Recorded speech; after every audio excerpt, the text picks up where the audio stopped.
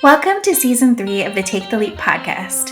We want to thank you for being a part of this journey with us. Whether you're just starting to tune in or you're a longtime listener of the podcast, you can expect to hear from entrepreneurs in all stages of their journey, how they got to where they are, and all the mistakes and victories they've had along the way. We're excited to share new guests and have some returning folks from our first 2 seasons. Thank you for being here, and we hope you enjoy this episode. Welcome back, everyone, to the Take the Leap podcast. We are so excited to have returning guest Naomi Hattaway with us. I feel like we put this on the calendar so long ago, and I'm so excited that it's finally here. Just to kick us off, Naomi, what's new in your world since we spoke well over a year ago, and you were so generous to be our season 2 opener where we talked about the concept of leaving well, because we hoped by season 1 everybody would want to become an entrepreneur and they needed to start planning how they were going to exit whatever they were doing at the time. I feel like it's always so hard to think back because time is so strange in the way that it works its magic. I think when we were talking back then, I had just decided to release a second edition of my book, which is happening in August of this year. And I think the main reason that I decided to do that was because I realized, like, through feedback of people that were reading it, the question that kept coming up was, well, how do I do this if I'm not the decision maker? The book that we had written really was geared towards the leader that has decision-making power. And so we've worked with another friend of, I think, the pod, Eunice Brownlee, to ghostwrite / editor extraordinaire to help me with that second edition. So that's something new that's happened in the last year. We also, when did we talk? I feel like I wasn't moved into my new house, and we're moved into the new house now. So that's been something that's happened. So we live outside of Atlanta, and we built on 17 acres of land. And I'll tell you, the main thing that it is, it's fueling my soul, but it also has really changed my desire to be on site with clients because I'd really rather stay home. And so it's been a push-pull of like, okay, what checkbox things need to be true for a client for me to say yes to now that this is my sanctuary. So that's been a huge change too. I love that because I think that's like a common battle with clients of like being physically. There are reasons to physically be in space with them, but then there's also so much that we can do in our own corners. Like if I am going to work from a coffee shop or do something somewhere else, there's only certain kinds of work that like vibes in that space. So I almost always want to come back here to do, deep work or to be around my things, or I'll be like scrounging around in my bag and I'll be like, I did not bring that with me. 100%. And therefore can't do that. Well, and it's so interesting because I do very intentionally, like I just got back from Jackson, Mississippi. It was my first time there. I was supporting a foundation with their grantees to talk about succession planning. And I went a day early. I hit some thrift stores. I went to museums, got to eat some great food.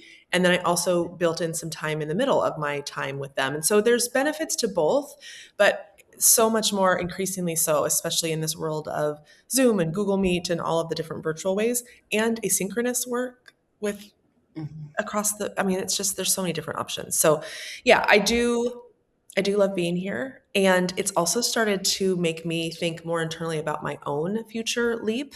And whether that is selling this business or bringing on a big team so that I can take a big step back. So it's making me start to challenge my own guidance and advice that I give organizations and individuals to get myself ready for whenever that time comes. So it's,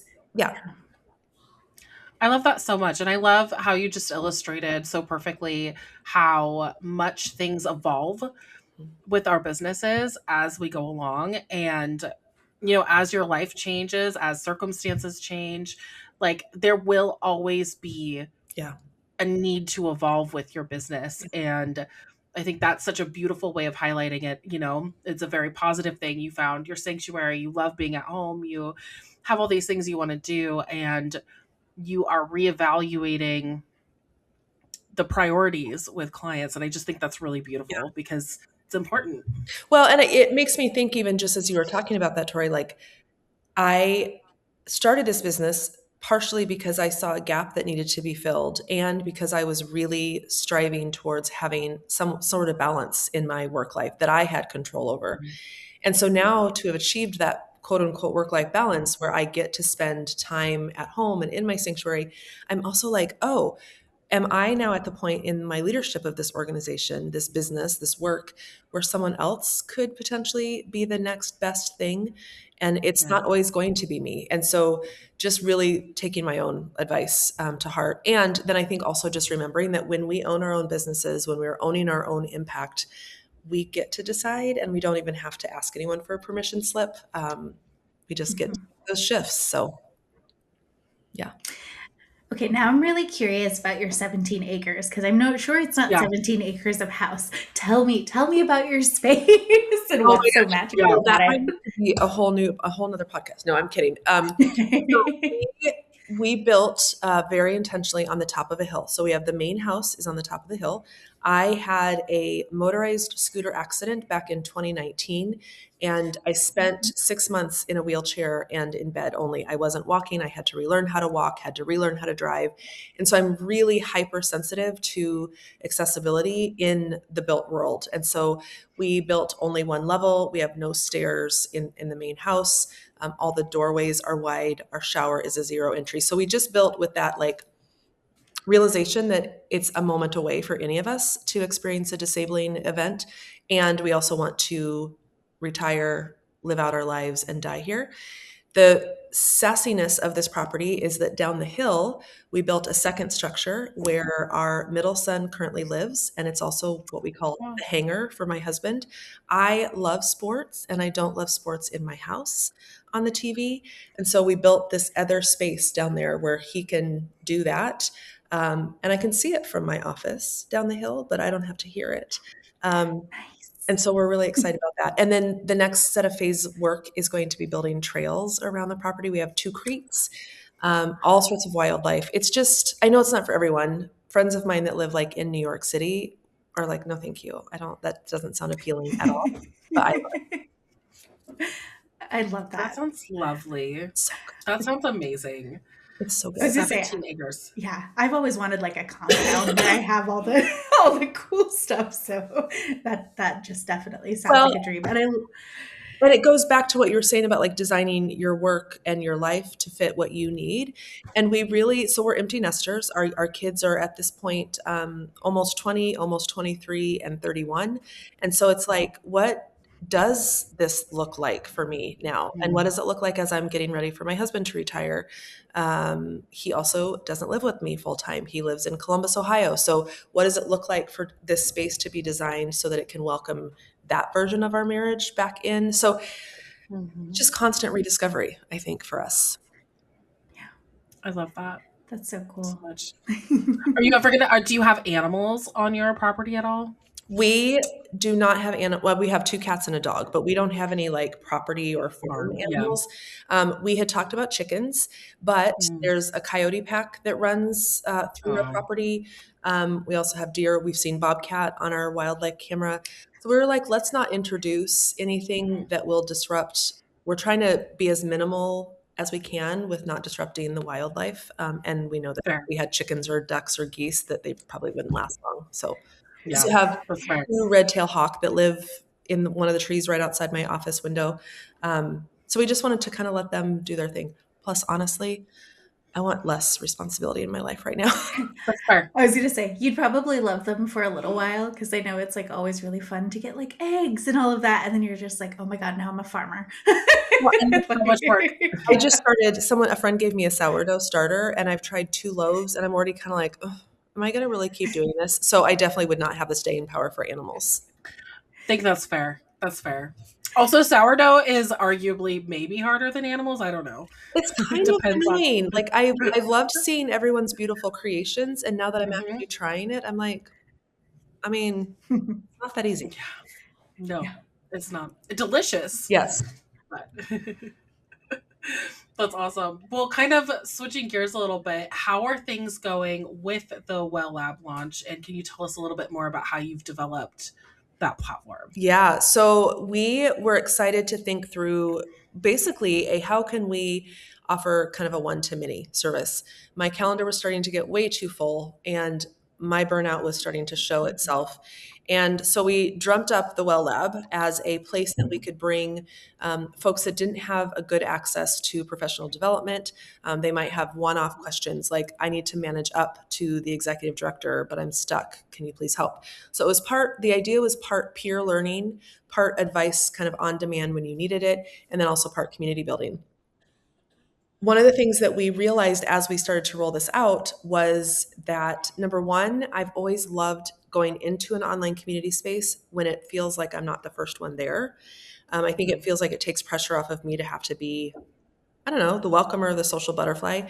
And so we're still working on a plan to bring some folks in to kind of beta launch or fill the room.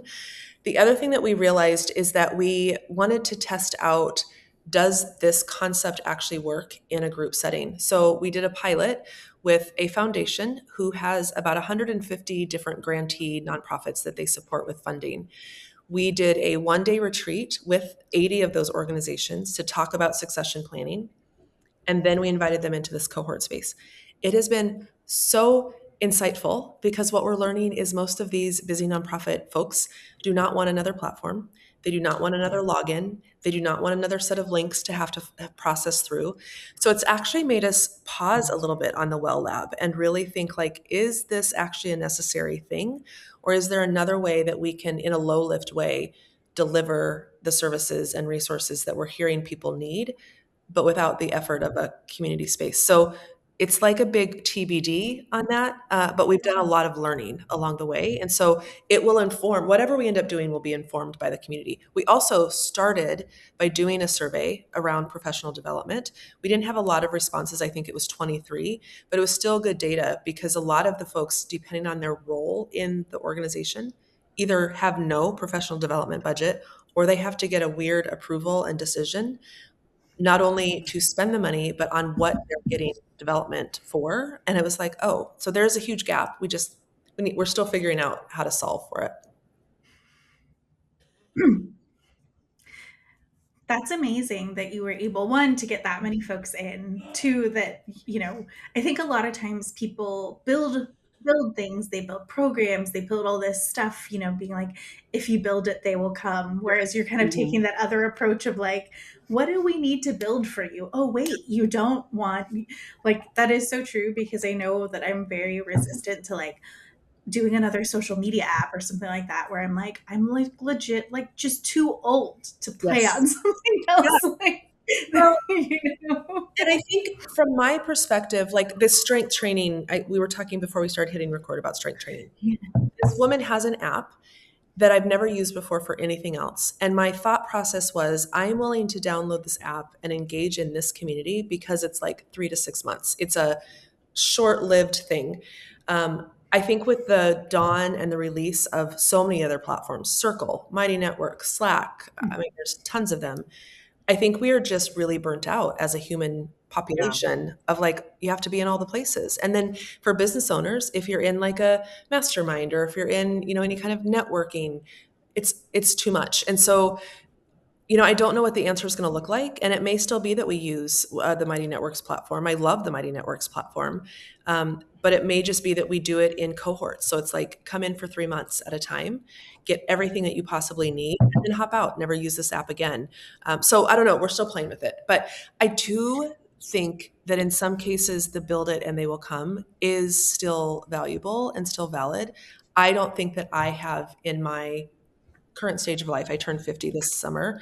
I don't think I have the capacity, the time, the interest to navigate and steward the building piece and then the hoping that they'll Mhm. So I think it's a lot about too, just where you're at and what your capacity is for building it first versus I don't know what the opposite is, but yeah. Yeah. That Getting makes getting the sense. request. I almost feel like it's getting the comparison, like co-owning the blueprint versus Mhm. like, Yeah. Yeah. just being Yeah, like, it's okay. yeah, instead of delivering the pre-done, finalized blueprint, it's can you come help figure out where the walls are going to go? Yeah. Yeah. Yeah, Or yeah, the spaces that we need and yep, things like that. yeah. Yeah. That's so awesome. Okay, I want to dig in a little bit to, well, one, I love following your content on LinkedIn. Folks who are listening to this, if you are not already following me, please do. But you have been sharing things recently about sabbaticals. So I am curious, are you seeing more nonprofit leaders who are taking them? How are they most successful? And then how can folks prep for reentry? I think that was what I read most recently. It was just Yeah, like, you could leave, but how do you come back in and not be overwhelmed? Right. yeah. Well, and some of that came from two different places. And I do have to give a shout out to a friend of mine, Alandria Charles Jackson, who does very specific sabbatical work, very specifically for Black and Brown women. She is really leading the path on rest and prioritizing that. Um, I think that where I have seen a need is that reentry piece. It's one thing to go, it's another thing to realize that not only has your team changed and likely changed some processes and some practices, but you've changed. And, whether it's leaving for parental leave coverage, whether you've had a baby, you're adopting, whether it's caregiving leave, whether it's a disabling issue, healthcare, whatever the reason is, coming back, the culture has changed. The minute you walked out the door for that sabbatical, the culture has shifted. And I'm, on one hand, I'm not seeing enough nonprofits, which is, the zone of my work, prioritizing sabbaticals.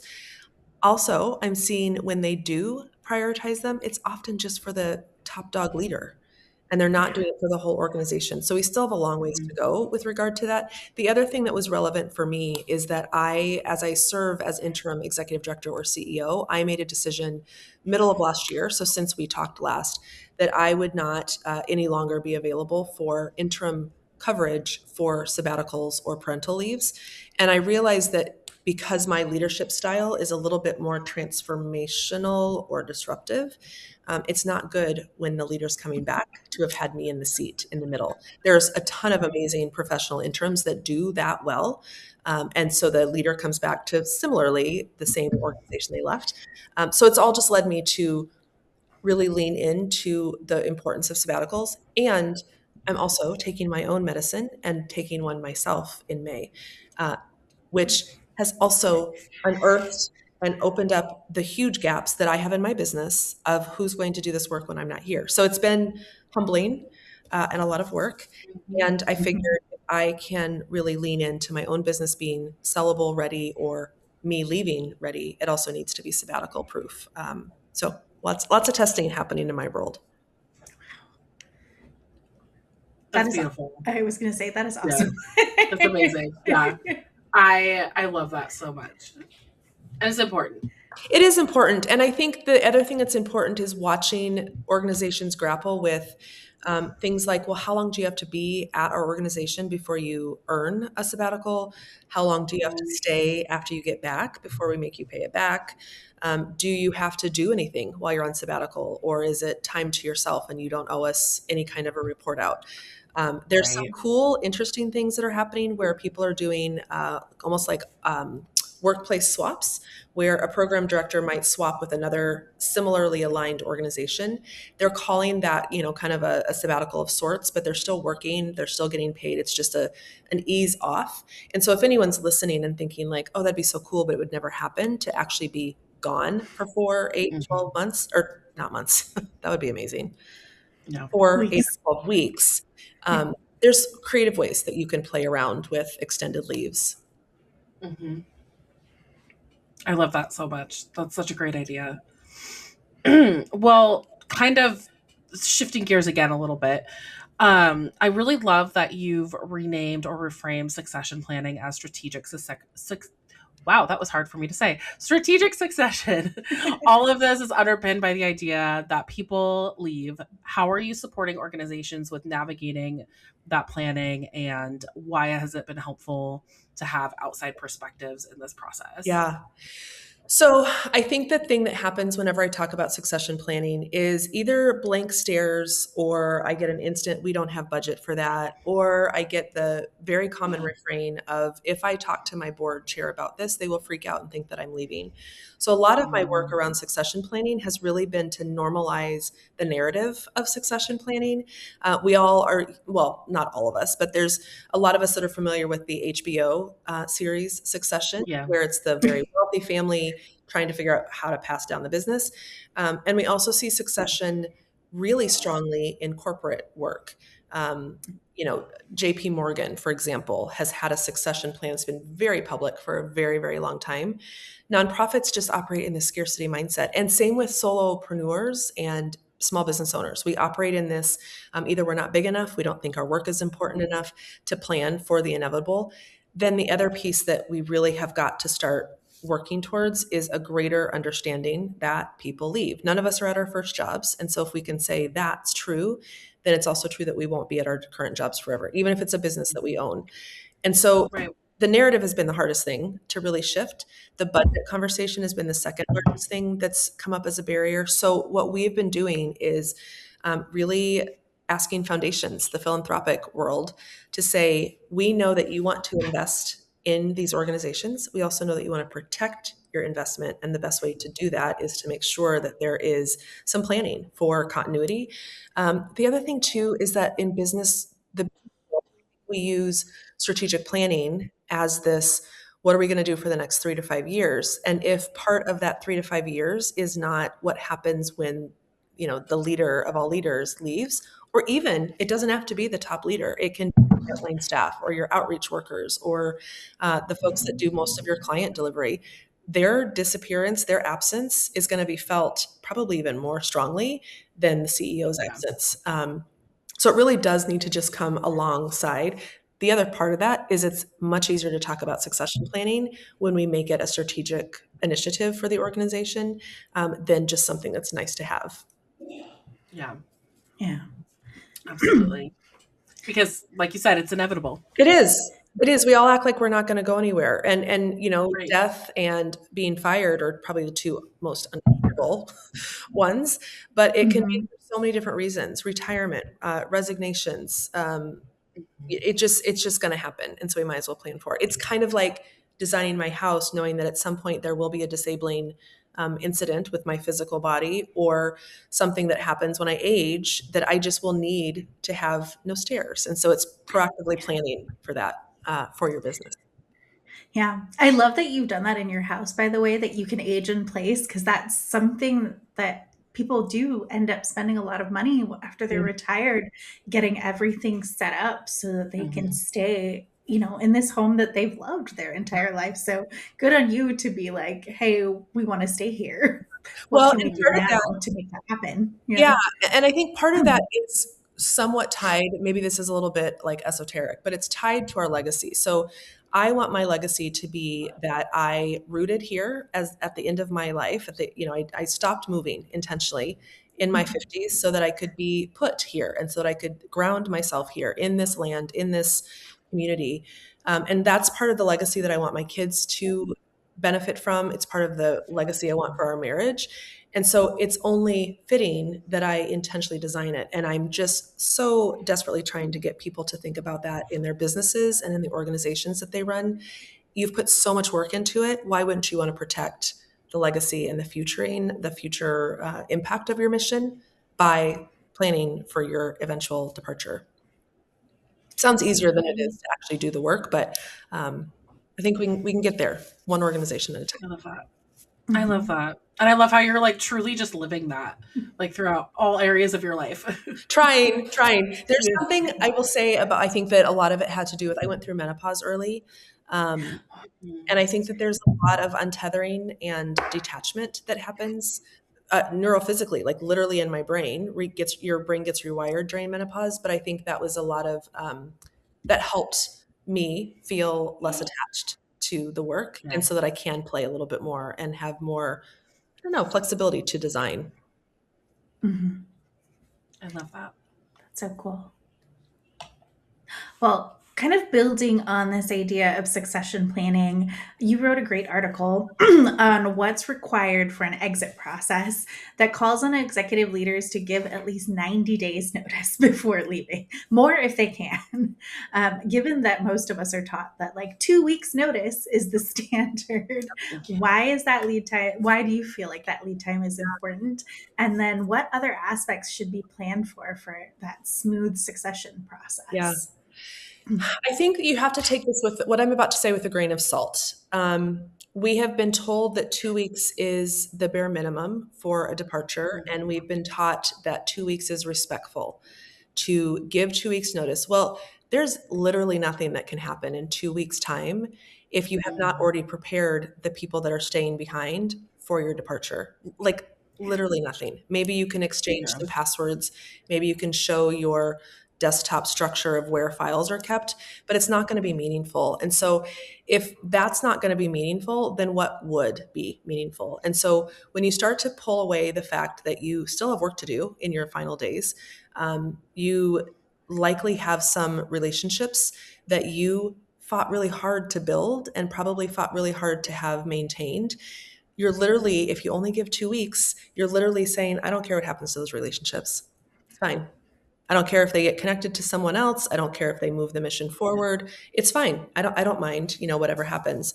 The other piece of that too is just that there is likely some interpersonal relationships in the workplace, and 2 weeks isn't really even time to process. So I think that it's just really, maybe it's 45 days, maybe it's not 90, maybe it's 30 days, maybe it's 4 weeks. I don't know what the perfect example will be, but I just want us to start thinking about it being more than 2 weeks. A common answer or a common question I get is, well, I'm not a leader. I'm in, the lowest of the lowest of roles, Mhm. and my work doesn't really matter that much. I think that it's also about what can you afford. Sometimes when Yeah. you give notice too soon, the company organization will say, okay, we'll see you later, and today's your last day. Yep. Yeah. That's the other thing that I'm Mhm. really cautious when I talk about longer leave, longer notice periods, that you have to have your own comfort, your own security blanket, so to speak, so that you're not putting yourself or your family or whoever you provide caretaking for, you're not putting that at risk. What I will also say is that it is very short-sighted of organizations unless there are high security levels that need to be protected, or unless there is Yeah. a huge investigation that's undergoing. It's very short-sighted of organizations to let someone go just because they've given notice. And that Yeah. is a bigger symptom of the fact that we're not to a place where we can say that humanity deserves workplaces that acknowledge that people leave.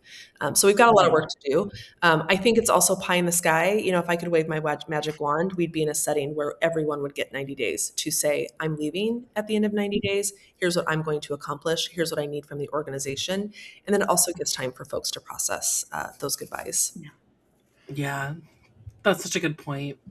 And it's so hard because every situation's completely It different. Every is. organization is completely different. And I think their response to how you decide to leave shows a lot about the dynamics there too, for sure. It does. And I think, Mhm. there's the Best Place to Work awards that are, I think, national in the United States.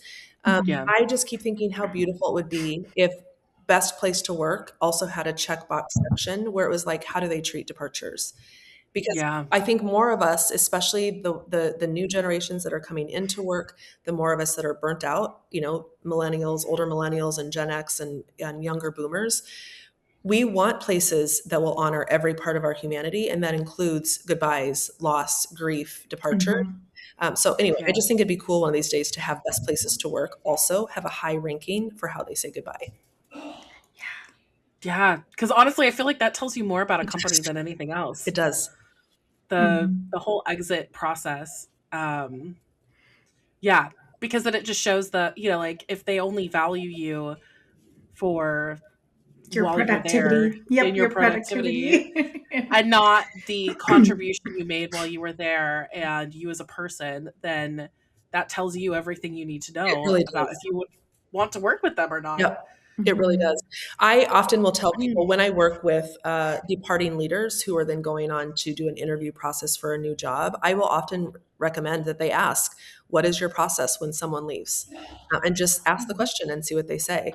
I think the more of us that ask that question, it'll start to maybe encourage HR and managing directors to think through that as an answer. I don't know. A girl can dream. Yeah. Yeah. Yeah.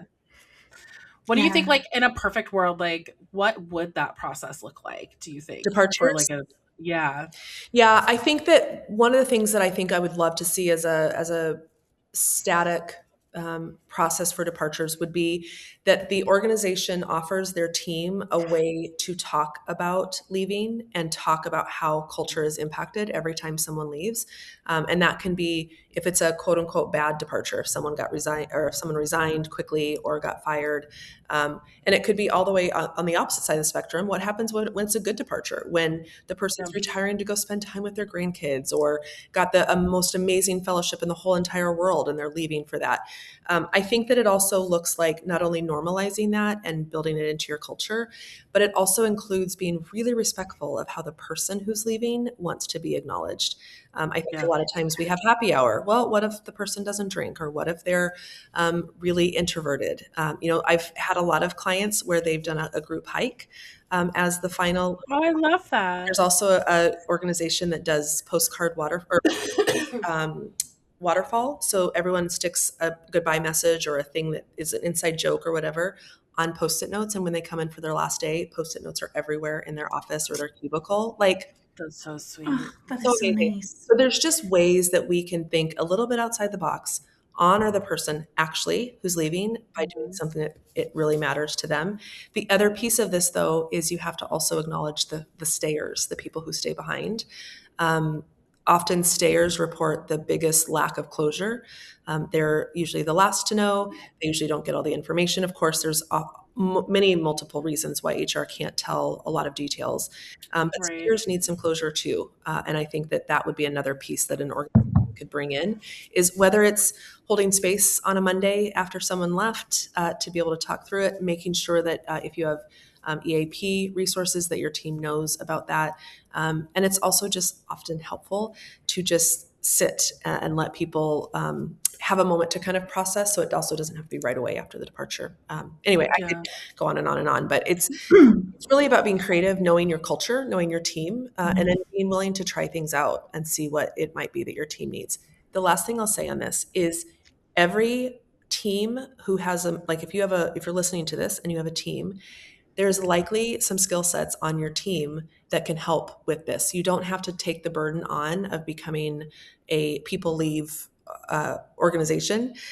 There's people on your team that love to throw parties, or there's people on your team that love to make Yeah. sure that people are held in the space that they need to process. So I always just want to encourage people to don't think it has to be a one person show to start embedding some of these practices. Invite your team to support you in the effort, and then you have bigger buy in across the organization. Yeah. That's that's beautiful. I love Yeah. that. And Yeah. I wish I had seen that experience in the organizations I worked for, because I just feel like, yeah, it just would have created such a better culture. And I know that there are some out there who are like that, Yeah, who are really wonderful. yeah. Um, and I wish more companies would get on board. We're Mhm. getting better. And I think I'm also seeing more, especially when there's like big layoffs, I'm seeing more and more companies provide like a spreadsheet to say, here's the people that we had to let go because of this reduction in force. Here's their contact information. And by the way, I'm also giving glowing recommendations in the notes section for each of them. Like there's ways that we can do goodbyes, even when they're really Mhm. terrible situations. I've also love recommending that people, even though this gets a lot of heated reactions, give your people that you are firing a gift card for dinner. Like the least you can do is say, Yeah. we've got dinner because it's going to be hard. I know as you navigate this. So Mhm. there's just, we can do better. Yeah. Because Yeah. at the end of the day, we're all human, 100. right? And we're all just trying to live life. Yeah. And whether we spend every single day with that person and we're just devastated once they leave, We're excited. or You're excited. excited, it still impacts, right? Like, it still impacts you. Yep. And yeah, and if you're the one who is leaving unexpectedly, like that, there's a whole bunch of stressors that come with that. Yep. And it's just, yeah, change is hard. Change is hard. Yeah. Change is hard. Yeah. And I think what we've done in the past is because change is hard, we've just slammed the door on it and said, no, thank Yeah. you. And like put fingers in our Let's not ear. deal with that. Yeah. Not Yeah. Mhm. happening. The other thing that I think is really beautiful for teams that are the ones that are left behind is when someone leaves, whether it is sudden, unexpected, tragic, drama, or just a normal departure, is really having the team reflect on what the top 2 to 3 things were that that person brought to the organization or left with you. That can be a really cool way to start some processing of the untethering to that person also. It also, if you've got someone coming into that role, can be a beautiful way for the team to release some space for the new leader to do things their way. You can bring up, hey, as a team, we loved these 2 main things that the last person did. Could we keep those while you bring your own leadership style? So there's really, I don't know, there's just ways that we can all pitch in to make departures and the reality that people leave a little easier. Yeah, Yeah. that's beautiful. I know we talked about this when I came on the podcast, that like having that last 2 weeks, I'm like creating SOPs, doing all this stuff, trying to lead, like trying to lead the organization in a good space while Yeah. still trying to do your job Yep. and, Right. like mentally prepare that everything is going to be different, Yep. if you get lucky and you even get a break between the 2 jobs. Because like That's you said, yeah. economically, most Most people people don't. can't Yeah. afford Yeah. to have a disruption in their income level. And so, Yeah. so it can make it really, really difficult as It's so well to common for people to have their last day be a Friday and their first day be a Monday. be Monday. Yeah. Mm-hmm.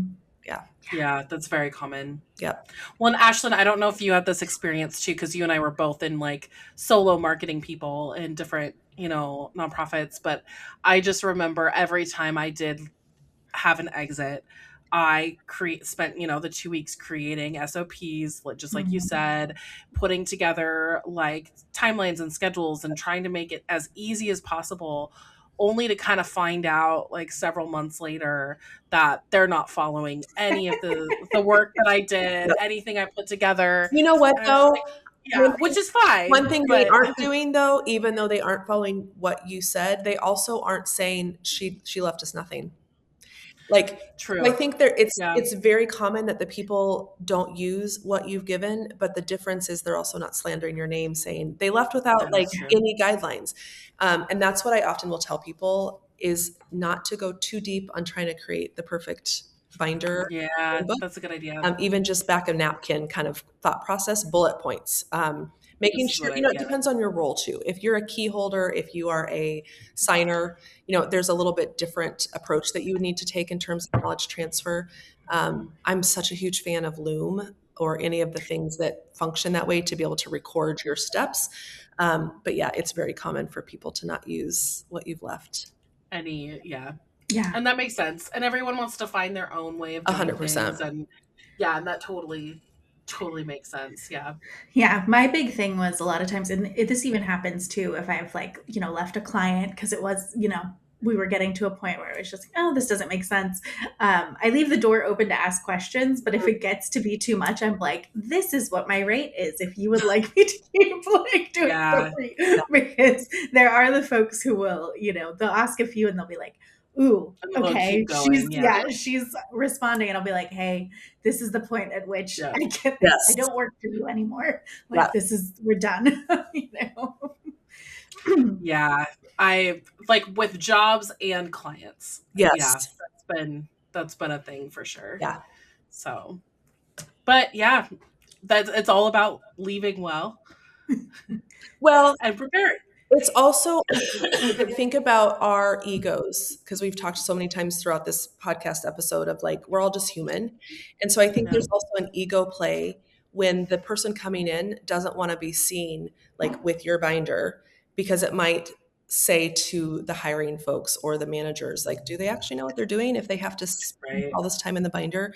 So I think that there's more like behind the scenes sneaking of information, even if they're not following procedures or processes. And the honest truth too is sometimes what we have done was the right thing for that period in the work or the Yeah. business, and maybe it does need a new process to be able to take Yeah. forward or whatever the next iteration needs to be. Yeah. That's another really good point. Yeah. Like, cause I know that when I've written documentation and stuff, I changed it so much from the person who left it behind that I'm just like, hey, this is the way that I've been doing things. It still gets us from point A to B, maybe with a few Yeah. different steps Yep. added or removed in the way. But also, yeah, leaving that door open for them to like, this is now your position. If you 100%. want to just Make it your own. burn it down and build it back up again, like that Yep. is yours, as well. But There's honestly, I feel like a lot of times supervisors, they don't have the onboarding chops to like even 100%. bring that person in Right. like correctly. And so they probably even need it to be like, yeah, what the hell was she Yeah. doing for six Yeah. I agree. years? That's the other point. Yeah, that's another really good point Yeah. because it's like if if your boss doesn't know what you're doing and they don't and you end up having to train your replacement, that also kind of feels icky to me. Like you're not prepared as a company if you don't Right. know what everybody's Which, doing. and that's what the beauty of an organization-wide succession planning will do, is it shines a light on the gaps of capacity, skill set, knowledge, so that you Mhm. can, it won't happen all at once. Like it's a Yeah. process, but it will expose, I guess that's the word I was looking for, where those managers need to be a little bit more aware of what their team's doing and Yeah. how, and what skill, what resources they need, and what resources they don't have. The other thing that happens a lot during succession planning with organizations is someone will inevitably say about someone else, I had no idea that they did that in their past, because we start talking about resumes and past work, and always a manager will be like, I didn't know that Susie knew how to do that and did that for 5 years at her last job. If they weren't the hiring manager and didn't see their resume, succession planning Yeah. can also bring up opportunities for people to either shift into a different role or be able to take on some more projects. The other thing about documentation that I wanted to say is sometimes the easiest place to start is explaining why things were done instead of how. So instead of step by step, Mhm. Oh. it's also kind of helpful to say, we really wanted to see X happen in our community. And so we went through this process of whatever it might be, running a pilot program or changing the eligibility. And here's why we did that. And let the person figure out the next steps of the how. So again, it's all about being creative, and not putting yourself in a box of what succession planning or knowledge transfer has to look like. Taking your culture into perspective, keeping your individual values and the organization values top of mind. That can also be a great way to kind of um, prioritize how you knowledge transfer. So if one of your values is transparency, then maybe you want to make sure that transparently you've got all of the bank account information and what have you available to your successor. Maybe one of your organizational values is compassion. And so maybe you lead with, I want to make sure that my person doesn't have any stress as they come into this next role. So what can I give Yeah. them that will help? So there's just a lot of different ways you can address and attack the topic. Yeah. That's beautiful. I love that. Yeah. I'm curious how you've seen, because like we've talked about this with a few others on the podcast, just the funding landscape and the things that the nonprofits have been going through with, our current federal administration basically being like, we're not giving government money anymore. Yep. How has that impacted your work and the work that you're doing with nonprofits? And I feel like, this idea of like succession planning, capacity, and looking at all of that is really important, because the work that nonprofits do is extremely important, but we are asked more and more to do the More. same with Yes. less and less. Yeah. Yeah. I think that it's so important. There's several ways that I can answer this question. One of them is that our humans, that are the workforce behind our nonprofit impact, are tired. They are tired from COVID. They're tired from 2 rounds of this administration, leadership, not leadership, whatever we want to call it. Existence. Um, Existence. Yeah. Um, and so people are Yeah. tired. And so we are not seeing any more folks that are not at the executive level being interested in executive level leadership. They don't want it. The other thing that's Yeah. happening is people are coming into organizations and saying, I'm only here for 3 to 4 years, so plan accordingly. That's a huge shift from, I'm going to be here Yeah. for 20 years, and glorifying a long tenure. The other thing that I think I'm seeing in terms of funding, while it hasn't changed my bottom line, my revenue line, I'm busier this year and last year than I've ever been. What I think it's changing is boards' willingness and desire to look at sunset and mergers. Yeah. So we're seeing that come up a lot more. And every succession plan client that I have, we talk very transparently about, you all need to have on one end of the spectrum sunset or merger as a possibility, especially if Yeah. leadership is tired and they leave, especially if they were a charismatic founder. It's just hard right now. So I don't know if we'll, reach the other side of this dip. I don't know what it will look like, but right now there's definitely a huge shift in um, not only federal funding, but also philanthropically. Those folks don't like having to be responsible when the government fails to support. And so philanthropic folks Yeah. are also saying, like, we don't have more to give. And more of our foundations are also sunsetting. So funding is shifting. Some foundations are giving their grantees, 2 years notice and saying, we're done. So how are you going to make up for this difference when we're gone? So the Yeah. shifts and the rumbles are pretty huge. Yeah. Yeah, I do remember one of the organizations that I worked with, we were able to get, it was a trust that, Mm, the intention was it would exist for 30 years. And then after the 30 years, they would give away basically everything they had in the bank. yeah. And so we were one of like the last ones to Mm, do that. But then we were like, now what? this organization had been funding nonprofits, like small nonprofits in the Portland area for 30 years. And now it, just another one bites the dust. And then Yeah, it's like, where do we go after yeah. that? So Yeah. that is There's very a interesting. And I love that you talk about mergers and sunset as an Yeah. option, because I think a lot of people don't think about that. yeah. There's always this like idea of like the perpetuity of the mission. Mm, But another one of my clients had said to me out loud that nonprofits are the only types of organizations that look at mergers from a place of like that scarcity, like the oh shit moment that if we don't merge with somebody, we're going to close, as opposed to most like corporations. It's like, we're both doing so exciting. good, we're going to merge because we're going to be, going to be even Yeah, bigger and better and have more market share. So I yeah. think that that's Well, great that you're introducing that concept to yeah. folks, that they should think about it as an option And I early. think it's why we have thousands and thousands and thousands of nonprofits, because we also think that we need to do it our way, different than Right. other nonprofits. So we're also not even thinking about collaboration from the front end ever. The other thing that I'll just recommend too, Camille AC hosts the Wind Down, so like winding down an organization. So she has beautiful resources and beautiful stories. Her weekly newsletter shows amazing examples of organizations that are winding down. And I think that's part of our problem. We don't have that in our atmosphere. And then Yeah. Kate Harris, the Kate Harris Group, does the same on the mergers and partnership side. She highlights the most beautiful partnerships that you would have never thought about in the nonprofit world. And so it's like when you buy a new car, you buy a new red pickup truck, all you see is red pickup trucks then. The more we can put into our life, nonprofit mergers and sunsets and succession plans and sabbatical policies, we can normalize it. So I'm just Yeah. going to be like megaphone on LinkedIn uh, I love it. as often as I can. Yeah. That's such a great Love point that. too, because I feel like a lot of times people even think of like sunsetting a nonprofit as failure, and Oh my gosh, it's so it not. doesn't necessarily need to be. It can Yeah. actually be Yeah. such a beautiful celebration of the work that's been done. And, I think we joke about in the nonprofit world, we're like, I'm here until we achieve our mission when I'm going to put myself out of a job. We're not actually working towards ending our mission. Like, Right. very few nonprofits are.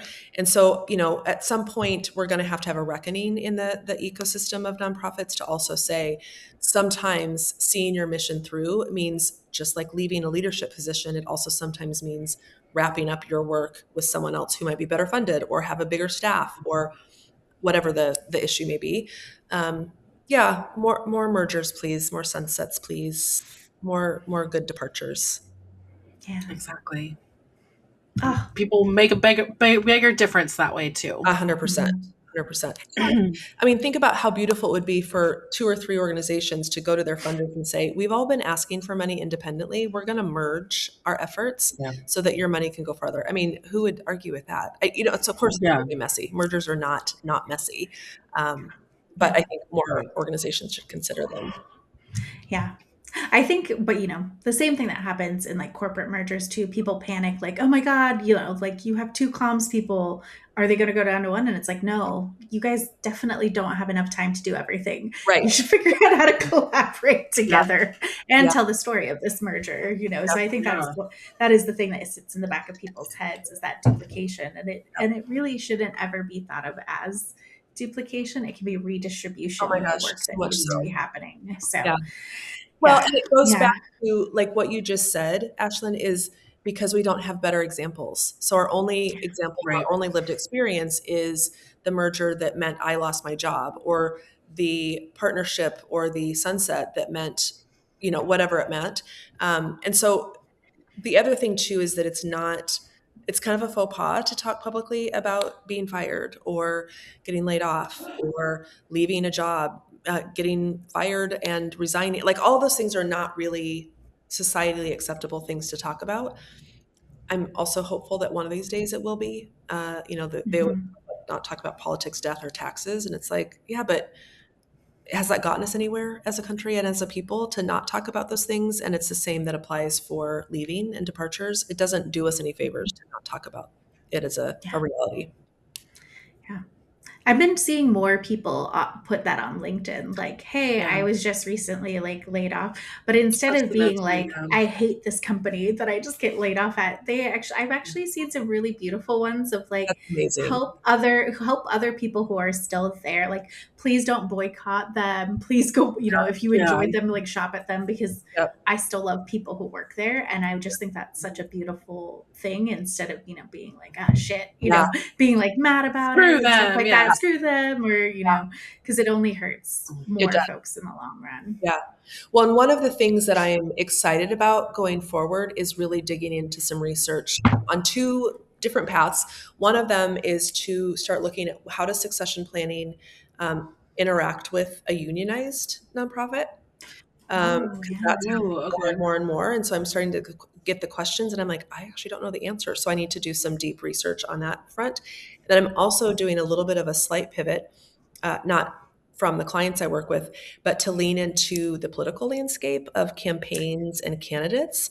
Mm. Primarily, anyone who lives on the margins, we are not well equipped to run a campaign, have it end, whether we win or lose.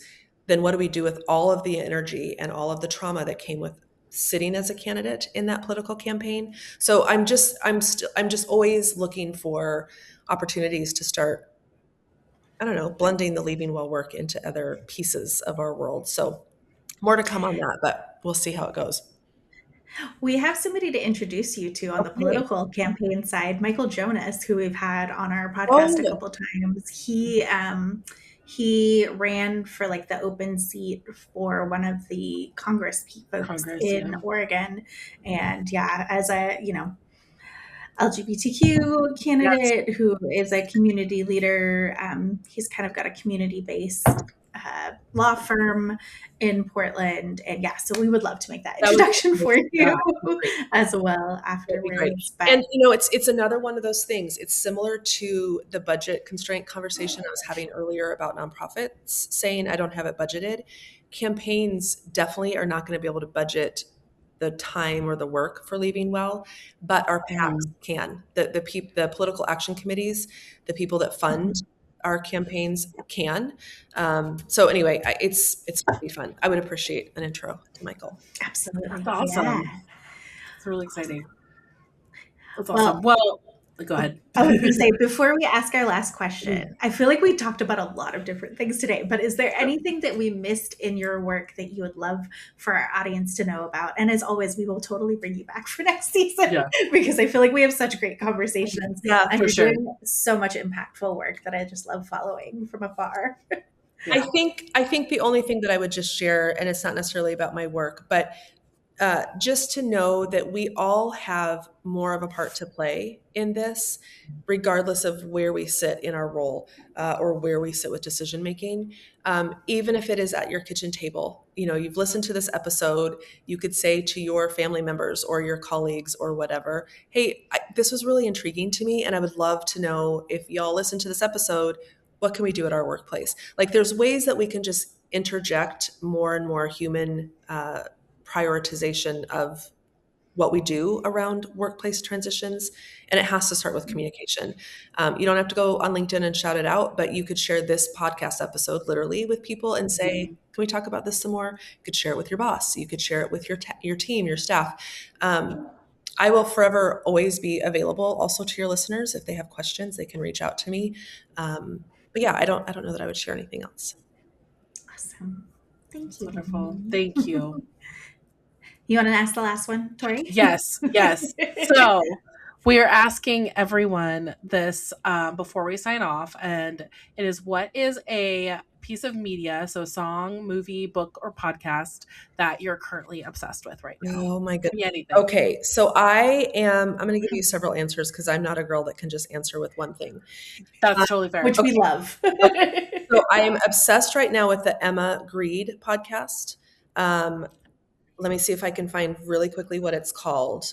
Emma is a Aspire, Aspire, with Emma Green. Okay. She has like the most incredible people on her podcast, like B and Kamala Harris and everyday people, and they get really deep in. Emma has a way of asking questions that people actually answer.